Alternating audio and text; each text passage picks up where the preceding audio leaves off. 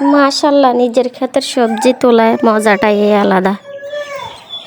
Hello guys, আসসালামু আলাইকুম। সবাই কেমন আছেন? আল্লাহর রহমতে অনেক ভালো আছে, আপনাদের দোয়া ভালোবাসা। আজকে আমি আমার ক্ষেত থেকে কিছু সবজি নিচ্ছি, আপনাদের সাথে শেয়ার করতেছি। সব কিছু তো আপনাদের সাথে শেয়ার করি, তাই ভাবতেছি সবজিগুলো যখন গাছ রয়েছি তখন তো শেয়ার করছি, এখন যখন সবজি ধরছে তখনও শেয়ার করি। তো এই জন্য ভাবছি যে আপনাদের সাথে শেয়ার করে ফেলি। অনেকগুলো লব্বাসে, মানে চট্টগ্রাম তো লব্বাসে বলে, অনেকগুলো লব্বাসে হয়েছে গাছে। তারপরে কাঁকরোল তো অনেক, মাশাল্লাহ অনেক খেয়েও ফেলছি। আজকে 2টা নিচ্ছি, এই জন্য দেখাইছি। তারপর একটা কইডা। তারপর এদিকে আমি মাশাল্লাহ অনেক আসছে, এখনও ছোটো ছোটোগুলো নিচ্ছি না, যেগুলো বড় হয়েছে ওগুলো নিচ্ছি।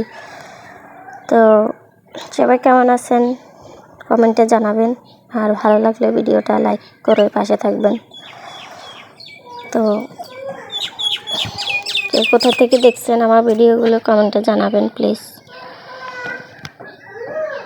মাশাল্লাহ অনেকগুলো লব্বাসে হয়েছে গাছে।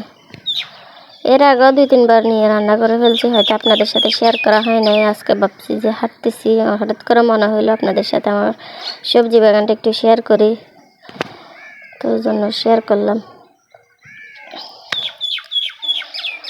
আসলে এগুলো হচ্ছে যে প্রাকৃতিক খাবার, এগুলোতে কোনো সার নাই, কোনো মেডিসিন নাই। তারপরে এগুলো হচ্ছে যে অরিজিনাল খাবার, এগুলোতে কোনো সাইড এফেক্ট নেই। নিজের সবজি বাগান, নিজের করা জিনিস, মনটা গর্বে ভরে যাচ্ছে। তো সবাই দোয়া করবেন। অনেক কিছু বলে ফেলছি, বলতে রইলে ক্ষমা করে দিন। মাশাল্লাহ অনেকগুলো তরকারি হয়েছে। আসসালামু আলাইকুম রহমতুল্লাহ।